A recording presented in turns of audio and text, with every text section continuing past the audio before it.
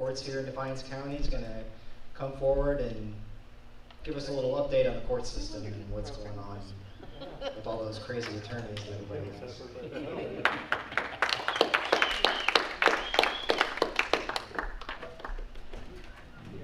Okay. Well, like you all know, I hate public speaking, so this will be short. Okay, so I was with the prosecutor's office 16 years before I became the Clerk of Courts, and I've been Clerk of Courts for 12 years, and this will be my last term. In 3.5 years, I'll be retiring. I have a staff of 4 in my title side and 4 in my legal side, and then I have a part-time clerk that works in the record center. Now I'm just going to give you some totals from the first year I was clerk to now. In 2009, when I started, we had a total of 2,018 cases. In 2020, which of course with the pandemic and everything was lowered, we had 2,132 cases. So it is going up, but last year was an odd year just because there wasn't much going on, period. But in 2009, when I took over, that was with the foreclosure crisis. We had 500 civil cases in 2009. Last year, we had 146. But when the pandemic went into place, they put a moratorium on foreclosures, which ends in the next month or so. So I expect our foreclosures to go through the roof. So it'll be interesting to see what happens. In 2009, we had 296 criminal cases. Last year, we had 371. 2009, we had 713 tax liens. Last year, we had 1,275. Excuse me. And then 2009, we did 643 passports. Last year, we did 276. But again, that's the pandemic, because we usually average about 600, 625 passports a year. And then in 2009, we collected $11 million. Last year, it was $840,000. So we are down, but it's just with the pandemic. Now this year to date, we've had 82 civil cases, 177 criminal cases, 599 tax liens, and 123 passports. And we've collected about $475,000. So that will probably double, if not more, when everything starts getting back to normal. When I first came into office, there was an issue with people not paying their fines or court costs and us not doing anything to collect. I have since gone through the Ohio State Attorney General collections, and they do a fabulous job. We are getting payments because they can take their state income tax refund and pay us. So anytime somebody doesn't pay them, I give them 4 months. If they don't come to me and work out some type of payment plan or make a payment, it goes right to the Attorney General. And I love this because yesterday I delivered a restitution check for $33,000 to a victim, a nonprofit victim in Defiance, that if it wasn't for the Attorney General, we wouldn't have gotten that money. So to me, it is worth every penny. So that's the legal side. And then I'm going to give you totals for our title department. The amount of total titles we did in 2009, 19,834. 2020, 27,774. So far, year to date, 12,501. But cars are hard to get if anybody's been out looking. And then our total collected in 2009 was $4,500,000. Last year, we collected $12 million. And so far this year, we're about at $6 million. And that is majority of that is sales tax. But we do keep a percentage. But that's pretty much, over the years, it's gotten busier. But, you know, just, last year was nice and quiet, I will say, compared to normal, so. Do you want to add anything to all this? The question I had was those fees that get collected by the Attorney General's office, do they charge a collection fee on those? No, the Attorney General does not charge me a collection fees. I get the full amount that I'm owed, then the debtor has to pay any cost and interest on top of my amount. So it costs the county nothing. I'm going to tell them, maybe remind them of the judges we currently have, how many years they've been in. Oh. Yeah, well, I don't know how many years they've been on the bench. Judge Roars has been around, he was city law director before, but he's our municipal court judge. Judge Strasball is our probate judge, and he was elected in 2009 as a probate judge. The 16 years before that, he was our county prosecutor. Judge Schmake has been on the bench since 80. Yeah, I was thinking he went to county pleas in late 80s when Baker passed away.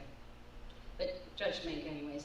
And this is Judge Schmake's and Strasball's last terms as well, because with judges, once they turn the age of 70, they're no longer allowed to run. And they will both reach that. So they will not be allowed to run. So that's both their terms. All right? So.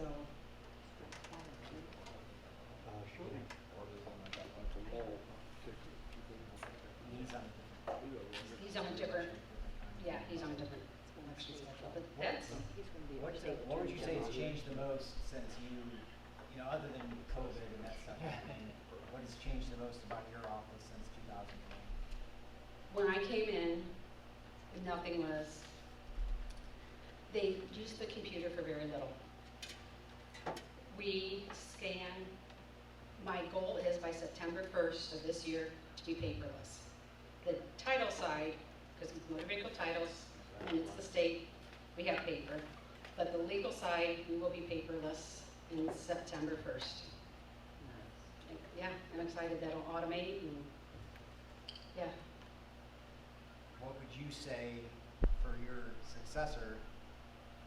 What do you think would be the next, I guess, big project or something, you know, big change in that office that will, obviously, you've done a great job in updating things, but is there, what's the next thing on the horizon, do you think? The next thing on the horizon, I don't know. We still have a ton of paper, historical paper that needs to be scanned in, but it's just time consuming. At some point, all of that is going to, and we have been working on that. We have 2 people at the Record Center who have been working on scanning that in. I hired somebody to scan all the historic books in, but there is still so much paper. On the legal, Title? do you see more cases getting settled outside the settlements rather than going to court? Is that the No. reason about that? About stays the same? It stays about the same. Most people, they think they want a jury trial until the last minute, and then they walk in and they see the jurors, and it kind of scares them, because if you had 7 people or 10 people looking at you, judging you, it's a little intimidating. So it's common for cases to get pled out before they go to trial, or, and that really hasn't changed too much over the years. It's about the same amount. Yeah. Have they been doing jury trials during the pandemic? No, jury trials, they had a moratorium on jury trials as well. And that was by the Supreme Court of Ohio, said no, they restricted a lot of what we could do. We can start having jury trials now, and there has been several scheduled, but at the last minute again, when people realize that they're going to have a group of people staring at them and judging them, it makes a difference. So we haven't had one yet, but we're ready to go. It's open back up. Oh, yeah. They're still trying to do Zoom conferences or video conferences, especially when defendants are in CCNO or in prison. That way it cuts the cost tremendously when we don't have to transport them back to Defiance for a hearing and back. So they are doing a lot of hearings yet by Zoom and phone and video. Yeah. To expand on what Mike said, or asked about jury trials, and I can't really speak to it from the criminal side, but on the civil side, I don't think in the last several years it's changed a lot, but over the last 40 or 50 years it's changed a lot. So the two senior attorneys in my office, Steve Korn and John Liming, they've both done, I think, like 100 jury trials or something like that in their careers. But in the 10 years that I've been at the firm, I think they've had 3 total between them. And that's mostly on the civil side because there's mediation, which is usually required or at least strongly suggested in almost every civil case.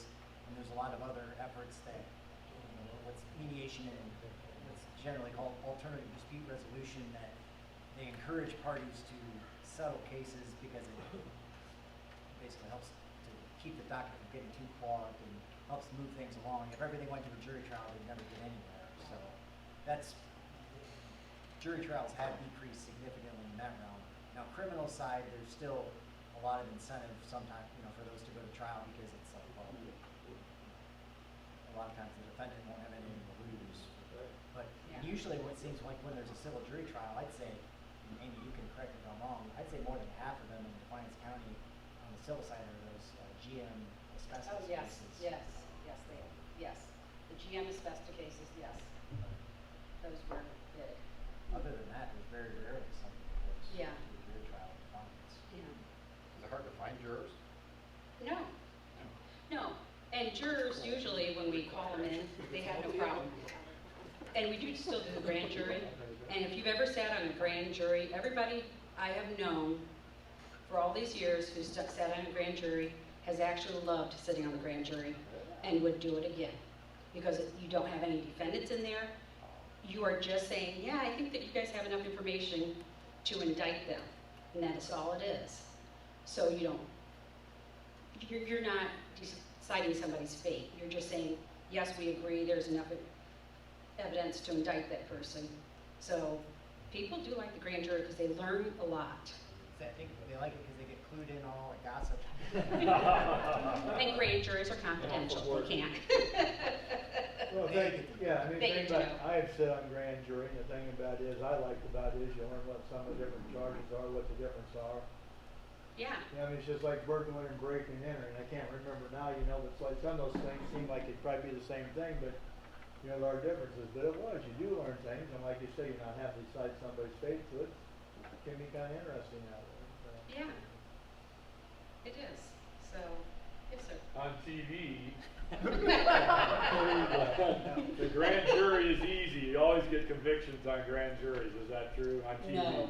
No, because they can no bill, and they do that too. So, yeah, no, that is not, and it doesn't quite go the way they act like on TV, believe it or not. But yeah, that's pretty much it in a nutshell. So what are you gonna do after you retire? You got 3.5 more years. In 3.5 years. Well, I became a yoga teacher, and my husband works in Fremont, Ohio, and right now he has to commute because I have to be a resident of Defiance County. So when the time comes, we'll move closer to Fremont, probably in Perrysburg area, and I'd like to start teaching more yoga classes. That's my goal. You're still going to commute to Hicksville every Tuesday. Oh, Yeah. yes, I will never give a Hicksville Rotary. Yeah, but it's been great. And the one thing I will say, speaking of TV, you always see these people come in and you think, oh my gosh, they'd scare me. But the individuals, honestly, we come into contact on a day-to-day basis, they're not necessarily bad people. They just make bad choices, and some of them continue, but some of them do. We have plenty who also do their time and then move on and never hear from them again. So it's not quite that bad. They're actually decent people, and they just try. That's it.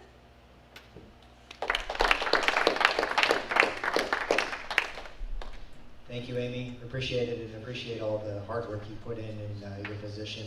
You're the only clerk of court I've known since I've been practicing. And yes, but based on what I've heard from I guess the past, that office has undergone a lot of positive changes. So we want to thank you for that.